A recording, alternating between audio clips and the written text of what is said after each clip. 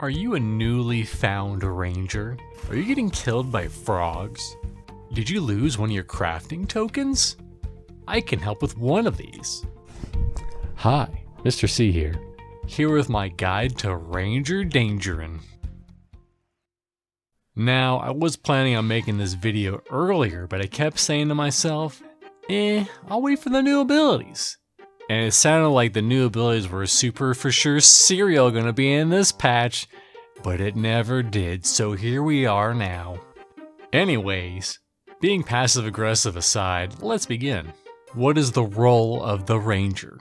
Rangers are support, DPS, primarily dealing physical damage. Your primary job is to do the damages to the mobs so that they don't hurt your party no more. You also apply expose and use opening gap to debuff mobs, so we'll get into that later. What stats do rangers want? Strength and dexterity. Strength increases your physical damage, and dexterity increases your chance to hit and your critical chance to hit. Also, the majority of your abilities that do scale off of stats scale off of strength and dex, with currently only momentous strike and shot scaling off of dex and agility. So, will stuff scale off agility in the future? Who knows? Now let's get into those fangled ranger abilities. When you start a ranger, you start with 3 abilities and 2 techniques. The first of those being forage. Forage lets you forage. You'll get assorted resources for your future abilities. So just hit that button for now and save these things for later. Also, flint powders weigh a ton for some reason, so keep an eye on that. Track. This thing is your greatest ally and your biggest nightmare. How it works is exactly like EverQuest Track. You select the mob in the window you want to track, and it'll guide you in chat what direction that mob is. To make your life easier, you can click these little diamonds to turn on and off what cons you want to see, and you can also filter it by mob archetype. Even then, it can still be a little overwhelming, as it feels like trying to find a name in a haystack. And furthermore, it feels like the track window updates randomly and not by nearest the furthest. But I don't know, could just me going crazy. Spoiler alert, I am crazy. Grievances aside, being able to let your group or your friends know what name isn't or isn't up is huge. In fact, Track was a game changer for us, starting in Wild's End day 1, and it gave us an idea what level mobs were in an area and where to level next. Before we get into combat abilities, how does ranger combat work? When you're at range and auto attack, you use your bow for attacks. And when the enemy gets within melee range, you instantly switch to your melee weapons and start melee aim. It's also the same for rogues and warriors, as they can use short bows, but they don't get any bow abilities. Swift shot. Run-of-the-mill bow attack that generates momentum and deals decent damage on a 8-second cooldown with no cost. At lower levels, I found myself running into range to hit it, and then running back into melee. What's momentum? Well, until you hit level 10, it's a bar that'll confuse your party members and maybe even you. Why is it bar full? Is he hitting buttons? Survival shot / survival strike. These are both techniques which go on this bar. They're both similar, just one is melee and one is ranged. Both dealing damage and additional damage if flanking. Techniques use readiness, aka the white bar, which is generated during combat. Until you get more techniques, just hit either of these when you have enough readiness for now. I still use survival strike on my main ranger. Is it better or worse than Hunter's Precision? I have no idea. Fray / rip / lash. Melee attack that has a chance to perform a second strike. Decent damage on a 10-second cooldown, not more saying. Fickle healing, minor healing, lesser healing. We call this one the old fickle, pickle, tickle. Little heal that has a 3-second cooldown, not including the global cooldown. Pretty useful at lower levels, as fickle healing often helps get group members from the Purple Club and helps healers with healing the tank when the tank is taking a beating. The downside is that they don't scale off of levels or wisdom, so you hit a point where you're better off just clicking a down party member instead of using the heals. And when your tank has 600 health and you heal for 19, is it even worth it? Could we have fancy healer spec rangers with mastery? Maybe? I don't know, maybe we'll get motorcycles too if we believe hard enough. Bramble Shot, Bramble Sting.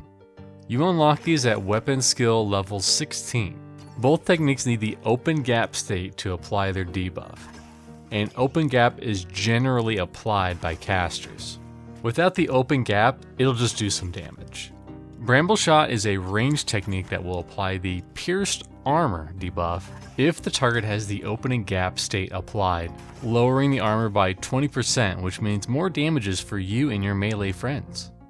Bramble Sting is similar to Bramble Shot, except the debuffs it applies depend on what type of weapon you're using. Piercing weapons do pierced armor, which is the same as Bramble Shot. Slashing weapons do defenseless, reducing chance to evade physical attacks, and blunt weapons do restrain, reducing action speed by 25%. I keep both Bramble Sting and Shot on my bar, and I try to keep either a slashing or blunt weapon in my main hand so I can apply 2 debuffs. Expose. I don't know exactly when you get access to Expose, but I assume it's somewhere between level 6 and 10. It's like opening gap, but for casters. You just apply this to mobs when you can, and your casters will rejoice. Fractal Arrow, Glass Arrow, Crystal Arrow. Deals damage and applies a bleed. I use this at lower levels, but replaced it with Aim to Kill later on. Could be the number one math is that bleed actually does more than Aim to Kill, but I am not a mathematician. Moon Rose Balm. Hey, you know all those stuffs you've been foraging? Well, you take the Moon Rose petals, you use this ability, you eat this thingy and you get a buff for 1 health regen for 24 minutes. Okay at lower levels, but I find it's more useful in places like Hangor, where the constant damage from Acclamation adds up, and this helps a little bit with that. There's no upgrades for it, and it's always 1 health regen for now, so you probably won't use it much. Engage and Withdraw. Hey, you know that bar you've been seeing this whole time? Well, now you get to use it. Engage jumps to the enemy, making the next melee ability a guaranteed critical. Withdraw jumps away from the enemy, making the next ranged ability a guaranteed critical. I use Fray with Engage, as the second hit will also crit, and either Swift Shot or Sniper Shot for withdraw, depending on what I have access to. Also, I jump when I withdraw, because there's a chance to get caught up on some terrain if you don't. Aim to Kill, Furious Volley. Rapidly fire 3 shots, dealing more damage for every 25% health missing. This is Execute's distant redhead cousin. Decent damage when the health is low, and mad damage if done at 100%. I usually try to hit this at around 75% health at first, and then when it's on cooldown later on in the fight. Ground Scout. The Hamster. Really cool utility. This is basically your Eye of Zom, except he can jump around too. Good if you're trying to see around corners or rooms for your group, or just exploring areas. Bright Fire Sap. Applies a little light source to your weapons for 24 minutes. Was a little useful before when you had to have a torch in your offhand. With the recent torch slot, it's basically useless. May as well just throw all that sap in the garbage. Yes, I know Joppa said that the sap would be useful for advanced darkness or something in the future, but I'm talking about the now, not the things that may or may not come in the future. Beckon Grizzly. 3-second stun. Your stun, aka your interrupt. This takes momentum, so it makes it really tricky sometimes to interrupt some dangerous cast an enemy does if they do it right off the bat. Hamstring Trap. Wow. At level 14, you can start using all those gosh dang trap parts you've been putting in a warehouse. 20-second snare with a 60-second cooldown. You place an actual trap on the ground that the enemy has to be in the radius of to trigger. If you try to place traps where you think the mobs will go, they won't. Nope. I tend to lay the traps directly on the mobs, and usually around 25%-ish health, so it's snared before it starts to run away. And also sometimes when they run for the healer, I do the same.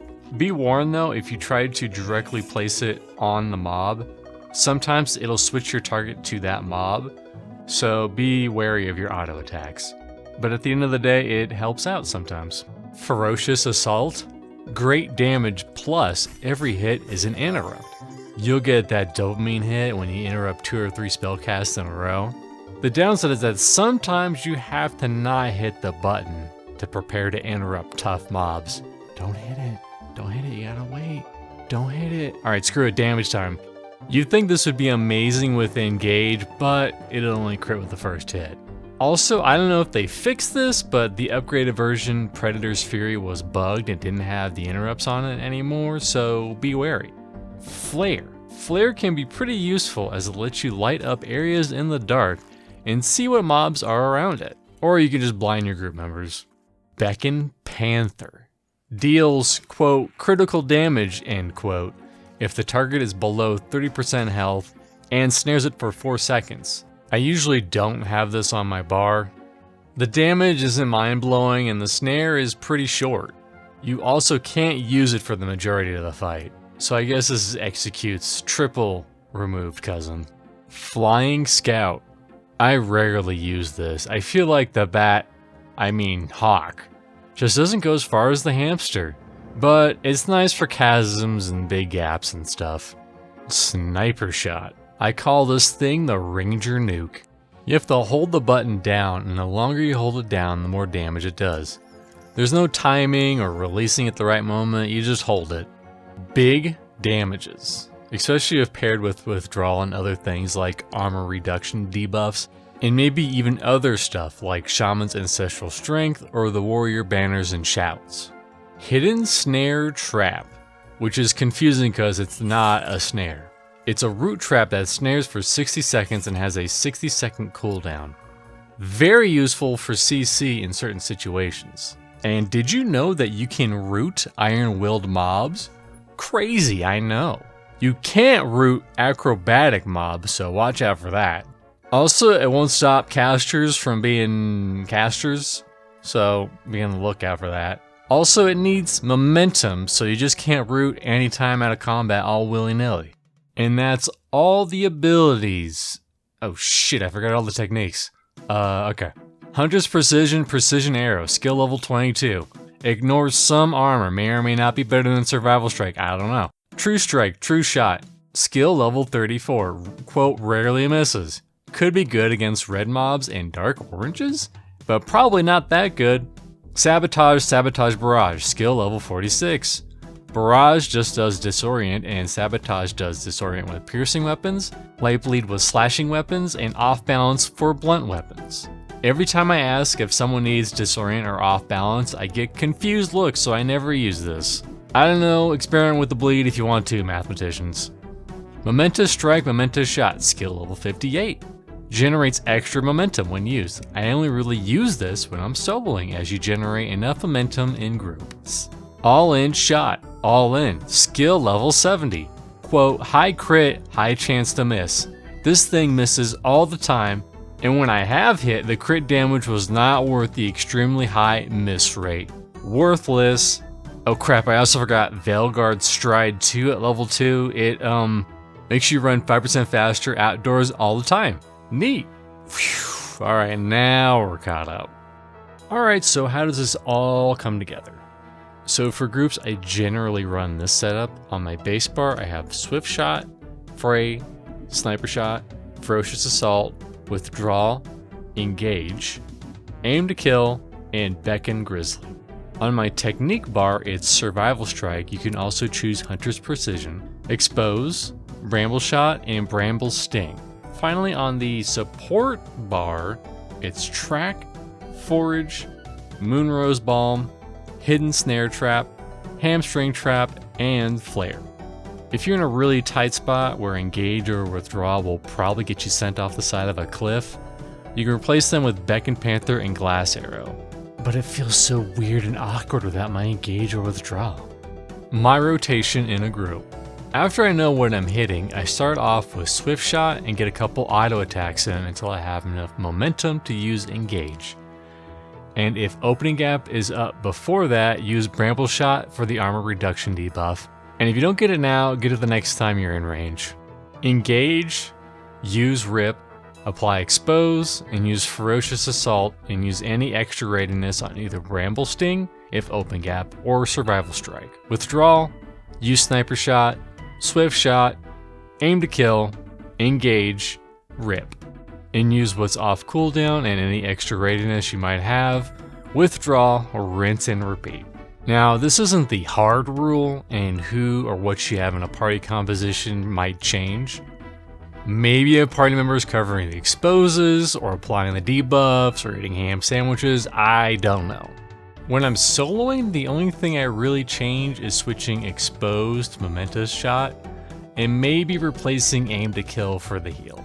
Solo as a ranger is kinda like jousting, because you can use Swift Shot and range techniques while running and also while facing away from the mobs. I start out with either Sniper Shot or the Bleed Arrow, and Aim to Kill if it's on your bar. If you have enough to engage, do so, but if not, run away and use Swift Shot and Momentous Shot to get enough momentum to engage. Rip, Furious Assault, withdraw, and then use what you have available. You can use the Snare Trap or Beckon Grizzly to help you gain more distance to either use more ranged abilities or get far away enough to engage. If you want to play the really slow game, you can use the Root Trap and heal yourself back to full. But don't be a dum-dum and forget to turn off the auto attack. Oh man, I'm the dum-dum. And that's more or less the gist of Ranger. Let's look at some questions. Are Rangers polars? As of this moment, not really. They get tools that let them peek into rooms and they run slightly faster, but other than that, they have the same amount of pull utility as the majority of the other classes, which is not much unless you're a monk. Yes, I know enchanters, clerics, and necros get some pull stuff, but I'm not getting into that now. So you can pull as a ranger, just do so at your own discretion. Yes, I know Joppa talked about a distraction area to lure away mobs. That will get added, but I'm not talking about that, I'm talking about the now. Do I have to use the jump abilities? Can't it just say melee or ranged? I mean, you don't have to, just like you don't have to equip weapons, but you'll be losing in on guaranteed crits and probably a fair bit of DPS.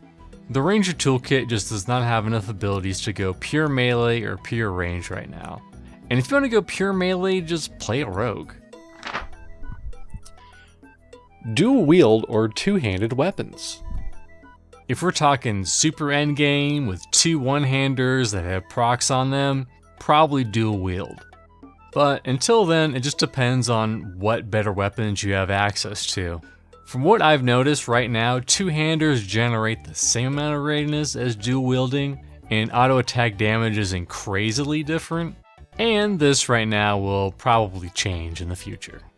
This game will never be EverQuest, has Super Nintendo graphics, and is vaporware. First off, not a question. Second of all, why are you here? You clearly hate the game, and you probably didn't even watch the video. Don't get me wrong, I have my own criticisms for both Pantheon and Visionary Realms.